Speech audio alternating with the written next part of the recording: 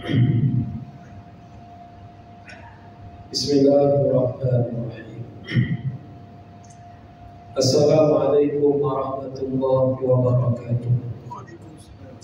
Al-Fatihah.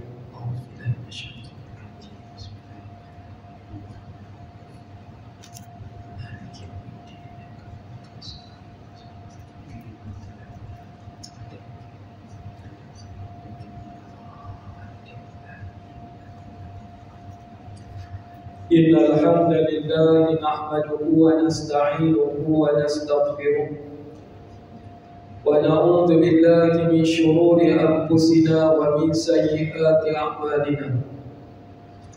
May yahdihillahu fala mudilla lahu wa may yudlilhu fala hadiya lahu. Wassalatu wassalamu ala Rasulillah Sayyidina Muhammad sallallahu alaihi wasallam wa ala alihi wa sahbihi ajma'in, amma ba'd. Rabbi shrah li sadri wa yassir li amri wahlul 'uqdatam min lisani yafqahu qawli. Rabbana afrigh 'alaina sabra wa thabbit aqdamana wansurna 'alal qawmil kafirin. Yang berbahagia Sayyidul Fadilah Tuan Imam, yang dihormati Sayyidul Fadilah Tuan Nazir, Dr. Haji Ali, adik-adik dan tuan-tuan masjid yang dirahmati Allah, muslimin dan muslimat, tuan-tuan perempuan yang saya kasih sekalian. Alhamdulillah pada malam ini dapat kita untuk bersemula dalam kuliah pengajian tafsir Al-Quran Al-Karim, khasnya berkenaan dengan tafsiran surah Nabi Yusuf AS. Sebelum kita teruskan pengajian tafsir Al-Quran pada ayat yang ke-45, ingin saya sentuh sedikit tentang ayat 41 berkenaan dengan takwilan ataupun tafsiran mimpi oleh Nabi Yusuf AS kepada kedua orang sahabatnya. Ternyata masa ayat 41, Nabi Yusuf AS telah pun mendapat ilham daripada Allah bahawa seorang sahabat akan selamat dan seorang lagi tidak akan selamat. Bila mana Nabi Yusuf AS menciptakan hal ini, menyebabkan sahabat yang bakal terselamat rasa begitu gembira kerana dia masih lagi ada peluang hidup dan pasti akan terlepas daripada hukuman penjara. Sahabat yang akan bebas dalam itu ikut tafsir yang telah disebut bernama Nabu. Nabi Yusuf AS katakan nanti dia akan minum kepada tuannya. Contoh boleh tengok ayat 41, kalimah Tuhan ini daripada kalimah Rabbahu, Tuannya. Kalau kita tengok ayat Quran yang lain, ada juga berkata Rabb. Contoh yang mudah, Alhamdulillahi Rabbil Alamin. Rabb ini ada banyak makna. Salah satunya Tuhan, satu lagi bos ataupun ketua. Dalam tafsiran ayat ini bukan ketua biasa, seorang raja. Lelaki ataupun sahabat Nabi Yusuf akan selamat dan dia akan bagi minum ketua bosnya, iaitu seorang raja. Dia akan bagi minum kepada tuannya. Dalam beberapa tafsir yang saya tertinggal, ada menyatakan dia bagi minum minuman biasa kerana raja ni dianggap Muslim. Manakala kebanyakan tafsir menyebut raja ni tak Muslim, dia kafir, tetapi dia seorang yang agak baik, bukanlah zalim sebelum masa. Seperti juga pemerintah, sebagaimana pemerintah yang akan menyusul selepas raja-raja ini, itulah golongan Fir'aun. Ini dinasti raja yang lain yang dipanggil juga dengan kalimah bukan setakat Ra, juga dipanggil dengan kalimah Al-Malak. Ini nama panggilan pemerintah di zaman itu. Macam di zaman kita lah, ada istilah yang di-Tuan Agung, ada istilah Sultan, ada istilah yang di-Tuan Besar dan sebagainya. Lebih kurang mengikut setengah hadis sejarah. Selepas zaman Nabi Yusuf AS bersama dengan pemerintah ini dan juga beberapa pemerintah yang lain, muncullah generasi ataupun dinasti Fir'aun, lebih kurang dengan jarak 200 tahun baru muncul zaman Fir'aun. Ada juga yang katakan selepas itu muncul selepas lebih kurang 400 tahun Bila muncul era dinasti Fir'aun, masa zaman inilah kemunculan Nabi Musa AS. Kira jarak lebih kurang 200 sampai 400 tahun baru muncul Nabi Musa.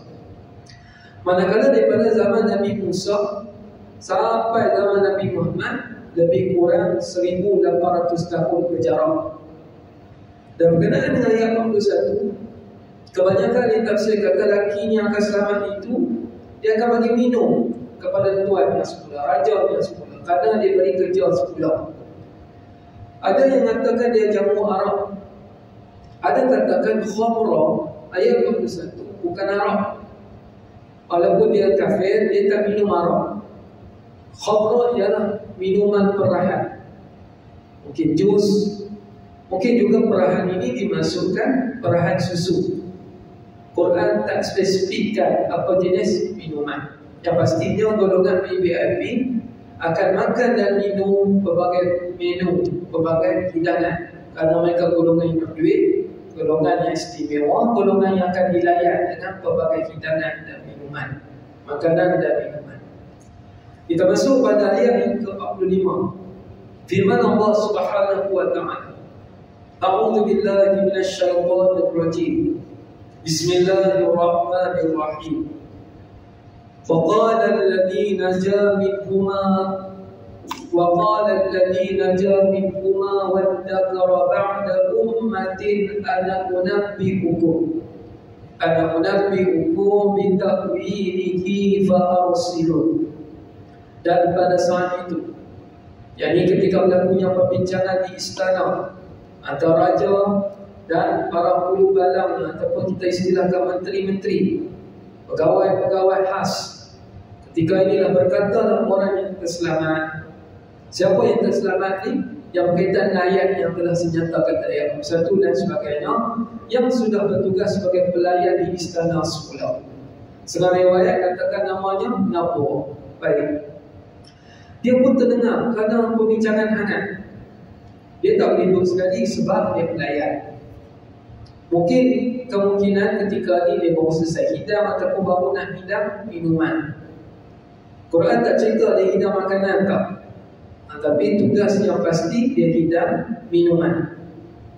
Berkatalah orang yang terselamat di antara mereka yang berdua itu. Seorang selamat, seorang yang tak selamat telah pun dihukum bunuh. Dan yang baru mengingati akan pesanan Nabi Yusuf sesudah berlalu satu masa yang lanjut. Muncullah berbagai tafsiran. Bila dia ingat semula tentang Nabi Yusuf ni, berdasarkan firman Allah, bid'a sinin, telah berlaku berapa potongan tahun, di antara 3 hingga 10 tahun. Bukan masa yang pendek. Tuan-tuan puan, kalau nak ikut logik lah, ada seorang yang baik dari dalam penjara takkan mudah dijumpai. Yang lain semua jahat ataupun baik, biasa-biasa, tapi ini luar biasa sebab Nabi Yusuf tiba-tiba Nawar boleh lupa. Dalam tafsir Imam Ibn Kathir menyatakan, bila syaitan nak bagi lupa ni, Allah Ta'ala akan izinkan, Allah Ta'ala bagi peluang. Sebagaimana firman Allah, وَزَيَّنَ لَهُمُ الشَّيْطَانُ أَعْمَالَهُمْ. Syaitan akan buat sesuatu lupa dengan menghiasi perbuatan orang itu. Contohnya dia lupa perintah Allah, dalam keadaan dia buat perkara yang teruk, buruk, maksiat. Dia lupa perintah Allah sebab syaitan menghiasi perbuatan yang tak elok tu. Dan juga boleh dilupakan secara langsung, syaitan masuk dalam fikiran. Kerana dalam hadis Nabi, syaitan ni dia bukan sekadar bisik, dia juga berlari dalam laluan darah, masuk dalam darah kita, pergi ke panca indera, termasuklah pergi ke benak fikiran, bahagian fikiran. Syaitan nak anaya Nabi Yusuf AS. Kerana ni win-win 50-50 di kalangan ahli tafsir. Tak ada pun tamat sebab Nabi tak terang hakikat syaitan buat apa sebenarnya. Tapi Allah Ta'ala dah terang syaitan ni memang melupakan. Tapi kaedah lupa tu Nabi SAW tak terangkan bagaimana kaedahnya. Hadirin sekalian, syaitan memang nak supaya Nabi Yusuf AS terperangkap dalam penjara daripada dia keluar dengan mudah lalu berdakwah. Dan keinginan syaitan juga bukan setakat orang awam, orang biasa macam kita ni.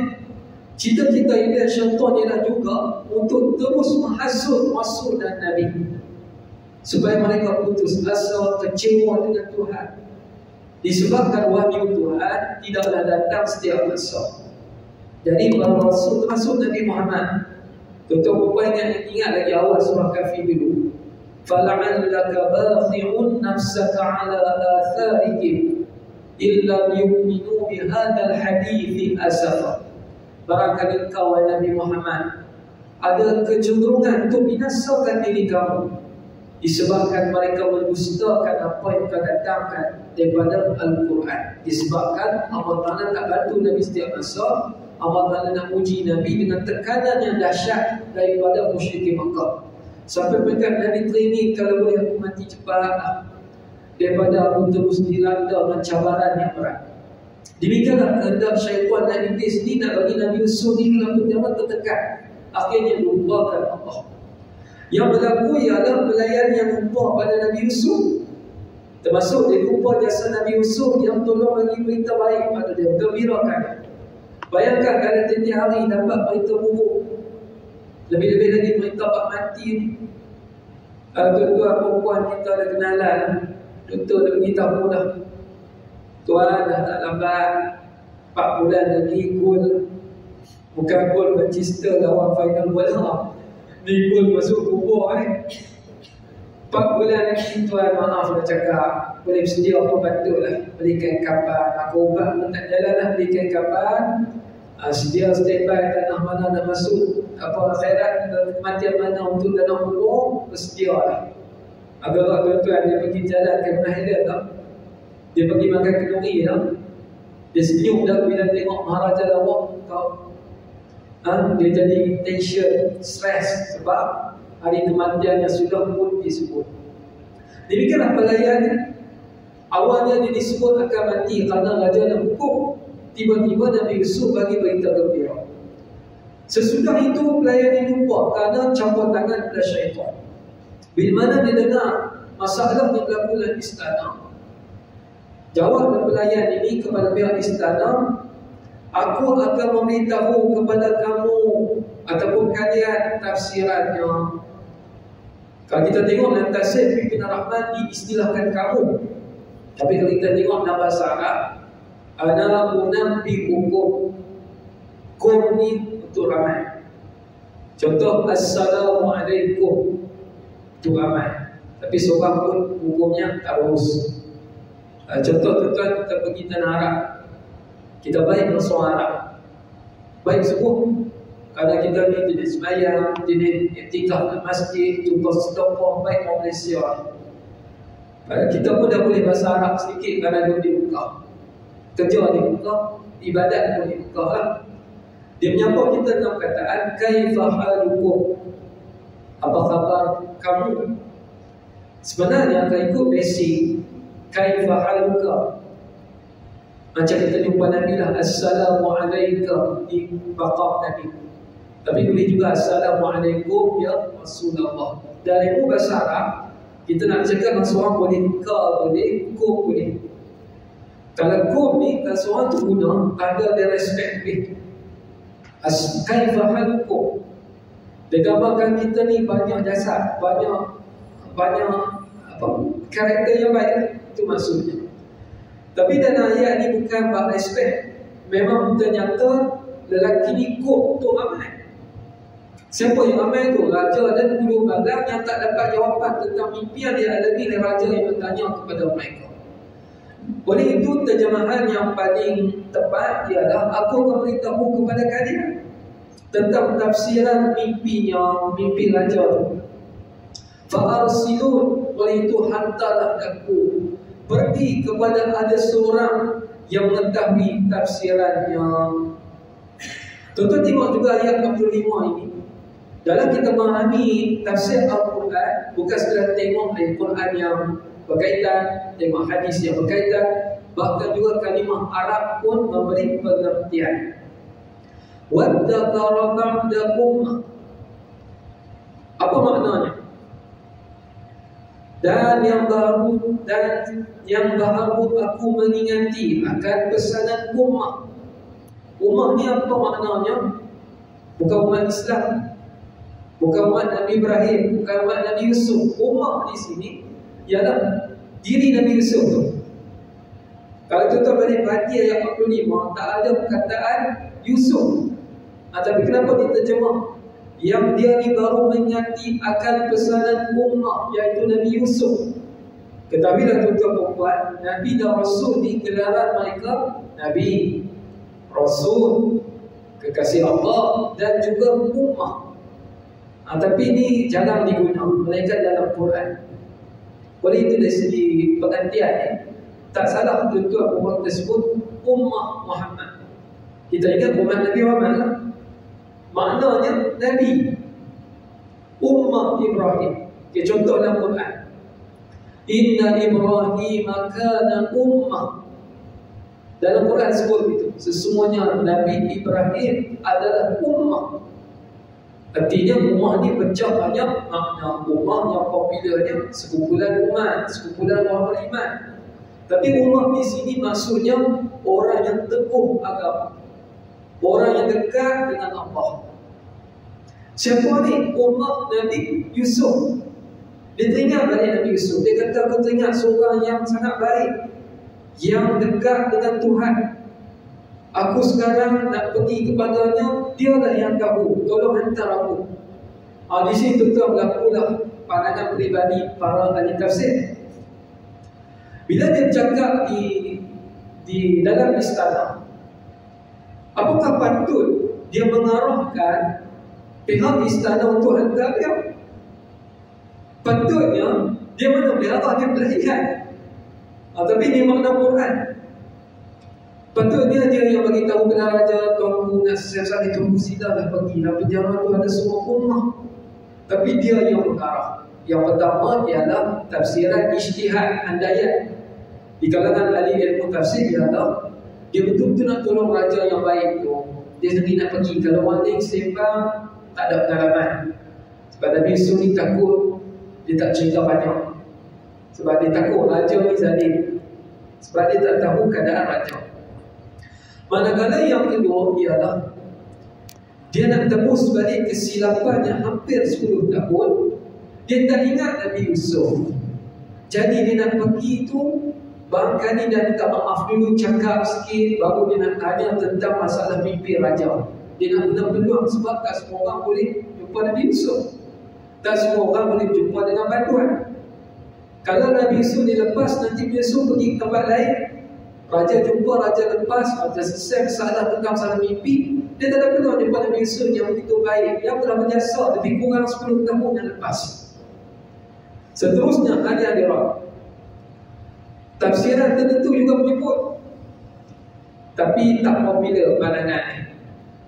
Dia cuba jet raja, jet di Basur Utara lah, cuba model ambil hati raja, dia buat satu jasa pada raja.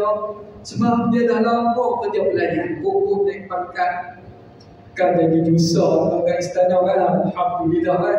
Sebab raja sedang masalah. Tuan-tuan, ni cerita betul. Maksud saya cerita betul tentang kemelut mimpi raja yang menyebabkan tidurnya dah tak selesa. Kemungkinan tuan-tuan perempuan Piramli ada celok dia ni. Sebab itu ada cerita filem Ali Jumpa Belalang. Raja ada masalah, lalu pihak istana minta tolong selesaikan. Akhirnya terdengarlah seorang nama Pak Belalang ni, anak dia Belalang. Dia dipanggil Pak Belalang. Dia tak tidur aja, makan tidur habis anak dia bijak tu.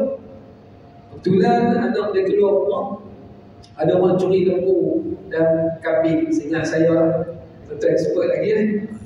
Belalang ni anak kepada Pak Belalang pergi sembunyi. Mereka Belalang ni berlaku sebagai anak jin.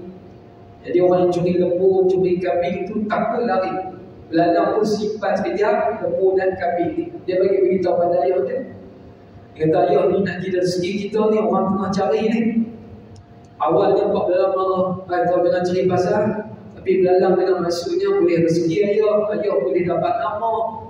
Saya ringkasnya, sampai disediakan air, Pak Belalang pun kata ni ada alamat tersembunyi binatang di satu tempat. Siapa tak nampak, wahai hulu balang istana, tak nampak, ada luar nikah, nampak. Dan seterusnya selesai salah. Ini kan tuan-tuan, kalau diselesaikan salah oleh seorang pelayan, bukan Pak Belalang. Jadi dia pun kata pada raja, saya akan selesai, saya akan pergi jumpa. Sebab ramai dia nak penjara tu. Dan raja kalau tengok ada seorang nak tolong, dia pun dengan rezeki daripada Allah juga, tak daripada Allah, dia diberi laluan. Kerana ikut logik, tak ada laluan. Sebab dalam sebuah kerajaan, dia ada SQ, dia ada pegawai keselamatan, tapi nak jadi rezekinya kerana dia pernah baik dengan Nabi Yusuf AS. Lalu Allah Ta'ala pun juga izinkan berlakulah pertemuan seterusnya. Pada ayat yang ke-46 firman Allah, Yusuf wa ayyuhas siddiq aftina fi sab'i baqaratin simani yakuluhunna sab'un ijaf وسبع سنبلات خضر وأخر يابسات لعلي أرجع إلى الناس لعلهم يعلمون. Setelah dia berjumpa dengan Nabi Yusuf, siapa yang jumpa? Pelayan, dengan izin daripada pihak raja. Berkatalah ia, kebanyakan ahli tafsir kata, separuh ahli tafsir kata dia dalam sembang tidur. Kerana ayat memulakan dengan Yusuf, dia tak ada wa Yusuf dan maksudnya dia dah bersembang satu ketika baru dia nak mula cerita ni. Kalau dan tu dia duduk datang terus dan dia pun cakap dengan Yusuf. Tapi pula Yusuf, saya nak beritahu sikit, mana ada cakap-cakap tu yang tak berkaitan. Tapi ini cerita baru. Wahai Yusuf, ayyuhas siddiq, wahai orang yang benar. Ahli tafsir yang menyatakan dia nak tebus kesilapan di lupa Nabi Yusuf disebabkan dia telah memuji kawan dia, ayyuhas siddiq. Tak payah puji, dah kenal lama dah, dah bersembang dah sebelum ni. Tiba-tiba ayyuhas siddiq, wahai kawan, wahai gerangan kawan baik aku. Mana dia nak cerita satu benda baru lah, benda besar. Wahai orang yang benar pada segala-galanya, tafsirkan kepada kami masalah yang sedang melanda seorang bermimpi, yakni raja melihat dalam mimpinya 7 ekor lembu yang gemuk dimakan oleh 7 ekor lembu yang kurus. Ada yang dirawat balik, nanti boleh tengok Quran ayat 46 pada kalimah aftina. Aftina ni juga boleh diterjemah fatwakan kepada kami, daripada kalimah fatwa kepada kami. Kenapa digunakan kalimah ni? Dalam kalimah ni boleh macam cerita pada kami, terang pada kami. Apa maksud fatwa? Fatwa selama Fatwa Negeri Sembilan dikeluarkan oleh golongan autoriti dalam kefatwaan, dan orang diberi fatwa perlu akad kerana tidak ada keahlian. Kalau kita ada keahlian, kita tak minta fatwa sebab kita boleh fatwa sendiri. Maksudnya di sini Quran rakam balik pelayan ni minta fatwa kerana dia tak tahu langsung dan dia akan ikut fatwa. Itu mestinya sebab pengajaran pada kita, fatwa-fatwa datang pada ahli ilmu adalah kita patuh. Jangan tuan-tuan saya, kita tak ada keahlian, kita cabar pun. Betul boleh tengok di Facebook dan YouTube, IG kan, TikTok, orang cabar fatwa-fatwa. Bila kita tengok komen tu, komen logik akal kan, dia tak reti Quran, dia tak reti sunnah, dia tak reti kaedah fiqh, yang dia reti logik tak cukup. Macam-macam tuan-tuan boleh tengok kaedah netizen, bab pelaburan, bab tuntut orang, ramai orang cabar. Sedangkan dia tak tahu, dia sedang cabar hukum yang berasal pada Quran dan Sunnah ataupun kepahaman ahli Quran dan Sunnah dan sebagainya. Di sini telah diminta fatwa terhadap Nabi Yusuf tentang masalah mimpi yang pelik. Dan juga bukan sekadar tentang 7 ekor lembu yang gemuk makan 7 ekor lembu yang kurus. Tuan-tuan juga lihat pada kalimah. Banyak saya tergambar kalimah untuk kita faham lanjut, iaitu ijaf. Yaquluhunna sab'un ijaf. Ijaf ni adalah bukan setakat kurus, iaitu yang berkentak sangat makanan. Kalau kita istilah dalam filem ni, zombie lah. Tuan-tuan tak tengok pun, saya ada tengok trailer dalam YouTube lah, Zombie Land, Zombie Hong Kong apa semua. Dah cerita macam tu, orang dah jadi macam binatang nak makan orang. Dia lapar darah, dia lapar daging. Di sini disebut sab'un ijaf, lapar sangat. Artinya tak cukup dengan satu lembu. Dia akan makan mamah telat, rakusnya. Jadi menyebabkan raja ni, inilah yang dialami dalam mimpi tu. Raja tengok 7 ekor gemuk tu dimakan, 7 ekor lembu yang gemuk dimakan oleh 7 ekor lembu yang kurus, yang betul-betul nak pada makan. Dan itu juga dialami mimpi 7 tangkai biji-bijian yang hijau, yang ni yang elok subur, serta 7 tangkai lagi yang kering yang berbalitan antara satu sama lain, di mana 7 yang subur itu, 7 tangkai yang subur itu mengalahkan ataupun mengatasi keadaan tangkai yang kering. Dan kering itu dah jadi terlindung, tak disebut makan, maksudnya diatasi, berlapis. Terangkan tentang mimpi-mimpi ini supaya aku kembali kepada orang-orang yang memutuskanku itu. Kenapa disebut orang-orang? Raja dah izin, prosedurnya kita dapat faham. Ada lewatul hantar, pegawai-pegawai semua nak tunggu ni. Nanti akan terlerai lah masalah mimpi yang pelik yang telah mengganggu tuanku ataupun pihak pemerintah, supaya mereka dapat mengetahui tafsirannya kelak, yakni masing-masing sudah menunggu berita khabar. Ayat 47. Qala tazramuna sab'a sinina da'aba fama hasadtum fadaruhu fi sumbuli fama hasadtum fadaruhu fi sumbulihi illa qalilan mimma ta'kulun. Nabi Yusuf pun menjawab. Dia terus bagi jawapan, dia tak tengah banyak.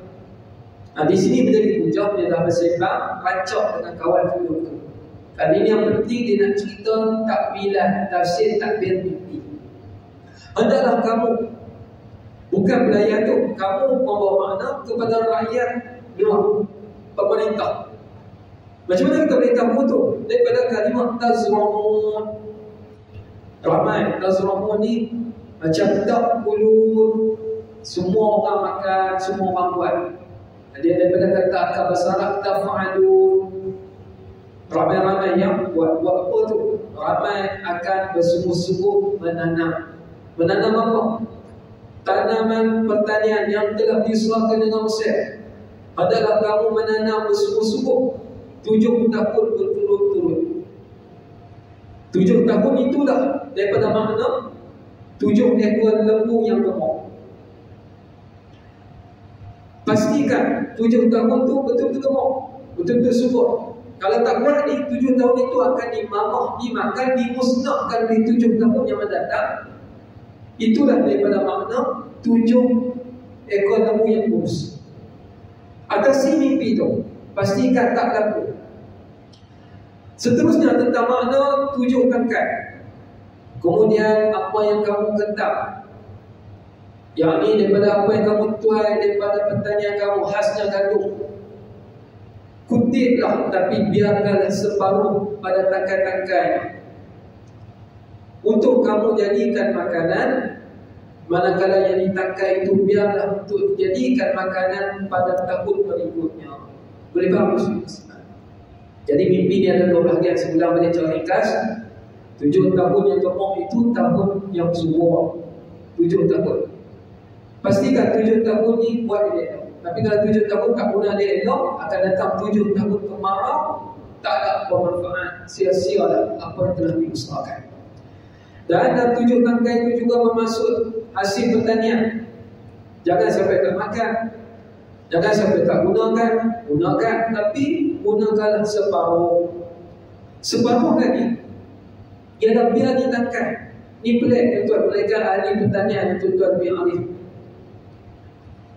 Dalam setahun 2 ini berlaku usaha daripada negara-negara barat, masuk juga sebagai negara timur seperti Jepun dan China, untuk masing-masing bagi hasil pertanian. Bagi hasil tu apa tu, bukan buat macam kita buat apa dipanggil masjid farmer mahal ni. Bukan bagi hasil tu bagi benih. Apa yang patut negara sumbang tu letak satu store peringkat dunia. Saya dipahamkan juga Malaysia ada bagi, walaupun Malaysia tak terlibat jauh langsung, Malaysia bagi benih padi. Dalam pertubuhan persidangan tu menyatakan nanti kalau pun bencana, pembicaraan di orang bencana peringkat dunia, jadi daripada apa yang disimpan itulah akan digunakan. Negara ni ada apa bagi? Negara barat buat, kalau mereka ada lebih, negara timur seperti Jepun bagi, ada laksanakan. Tapi tak libat semua negara sebab makan kos. Rupanya dalam surah Nabi Yusuf dah berlaku dah satu ketika dulu projek ni. Takak pengalaman saya dulu di Mesir, cara tahu kelompok rumah ni, satu ialah tarik buah daripada tangkai, letak dalam bekas. Lepas tu di rumah tuan-tuan perempuan saya ni, rumah yang kita letak bekas elok kan, yang kita bersih dulu, dia boleh tahan lebih dari setahun. Tapi kalau terbuka macam tu, mungkin cepat rosak lah. Tentu pasal lah kita beli rumah, ada rumah di tangkai. Kaedah berikutnya, saya pernah pergi ke kampung di Tahirah, luar pada Tahirah tu.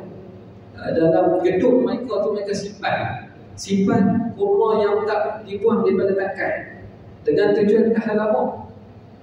Bila kita mengaji surah Nabi Yusuf ni, bukan setakat rupanya rumah, rupanya terpakai juga pada gantung. Dia ada cara ahli pertanian dan rupanya pada zaman dulu telah dimula pakai benda ni, hasil daripada idea Nabi Yusuf AS. Artinya disimpan. Asalnya dibiar di tanaman tu, tak diambil, biar mungkin lepas tu dikerat, diletak dalam store ataupun gudang tertentu. Ayat yang ke-48, thumma ya'ti min ba'di dhalika sab'un shidad ya'kulna ma qaddamtum lahunna illa qalilan mimma tuhsinun. Kemudian akan datang selepas tempoh itu, yakni selepas tempoh 7 tahun kamu buat elok-elok pertanian, pastikan kalau ada nak tuai itu taruh sebahagian, jangan digunakan pakai semua. Akan datang 7 tahun kemarau yang besar yang akan menghabiskan makanan yang kamu sediakan baginya, kecuali sedikit yang tidak akan musnah kalaulah kamu simpan yang itu dijadikan benih ataupun makanan pada tahun-tahun yang berikutnya. Ayat 49, thumma ya'ti min ba'di dhalika 'am dhalika 'amun fihi yughathun nas wa fihi ya'sirun. Kemudian akan datang pula selepas tahun itu, akan datang pula sesudah itu, tahun yang padanya, yakni tahun yang sudah stabil ekonomi, sudah stabil keadaan cuaca dan sebagainya. Orang ramai berboleh rahmat hujan. Tahun tu matahari takdir akan elok. Antara cara matahari elok dan tahun itu dengan turun hujan. Kalau disebut musim kemarau, hujan tak ada. Hujan ataupun sumber air penting sangat dalam bab pertanian, di mana tuan-tuan sangat tahu dan pakar lah bab ni. Kadar air, saliran macam mana yang elok untuk pertanian. Dia bukan boleh macam orang saya pandai-pandai pergi buat saliran, pandai-pandai siram pokok, dia ada cara kuantiti air dan sebagainya. Demikianlah penerangan Quran secara umum, hujan sangat berguna untuk pertanian. Macam sehari 2 ni lah. Kalau kemarin tak saya tengok dalam Facebook, hujan se-Malaysia. Tapi kalau lebih kurang 4 hari sudah, panas sungguh. Pada saat saya ni isteri lah, panas macam ni, utama panas ni. Tengok-tengok sehari 2 ni hujan. Kenapa tentu macam tu? Bagi kita, kalau tak hujan, senanglah petang-petang jogging sikit, petang-petang jalan di taman, siram pokok, cara kita pergi masjid, naik motor. Tapi kalau hujan, kena naik kereta. Hujan lebat pula tak datang masjid kadang-kadang. Tapi rupanya semuanya ilmu Allah. Macam orang berniaga lah, dia berniaga air. Panas cukup baik lah orang nak beli air. Tapi kalau hujan lebat, air pun tak habis, siapa pun tak datang beli. Tapi rupanya belakang itu ada hikmah lebih besar. Khasnya bab pertanian, bab kawalan alam. Saya ada satu kuliah di surau Desa Cempaka. Di situ tafsir surah Kahfi. Kalau kita di sini surah Nabi Yusuf. Dan saya pernah cerita juga itu. Di situ ada pensyarah UKM, nama Dr. Abdullah.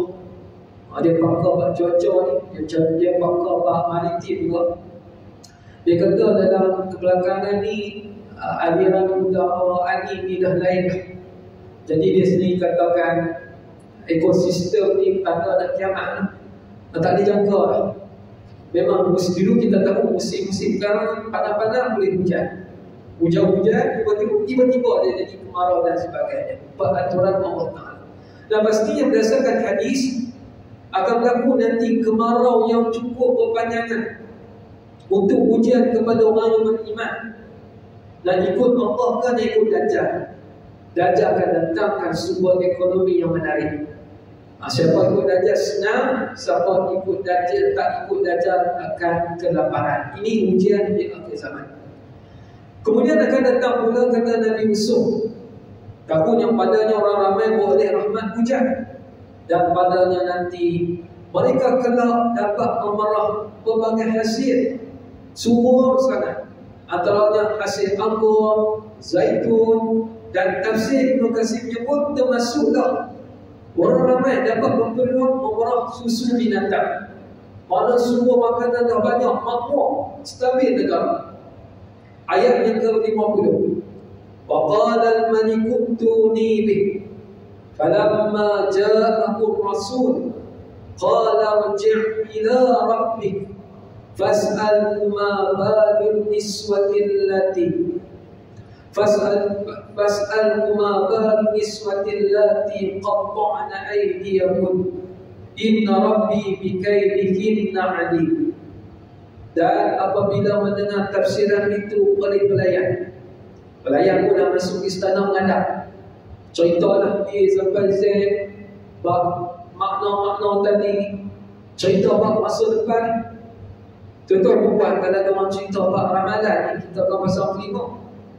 Sebab kita anggap ni satu benda baru, benda yang orang tak tahu, kita dapat tahu dulu. Dalam YouTube ada ramalan, macam-macam ramalan sukan, ramalan cuaca, ramalan ekonomi. Ramai orang akan share sebab berita menarik. Ini kan raja ni, pelayan ni dah cerita perinci benda ke depan.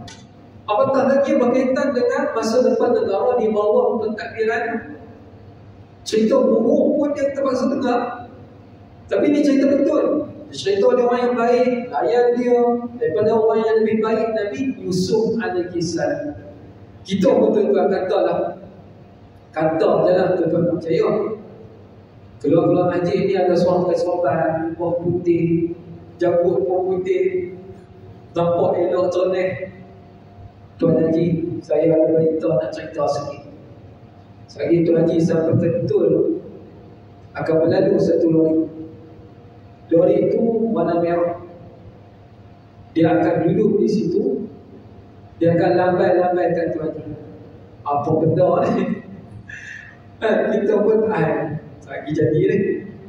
Sebab orang cerita tu muka cernih semua, nampak elok ahli ibadat. Kita dengar dulu. Kan lalu tak ada apa-apa. Rupanya kita jumpa di wali cerita bid'ah. Tapi kenapa yang tadi kita pasang ni? Maka dia cerita benda nak hadapi.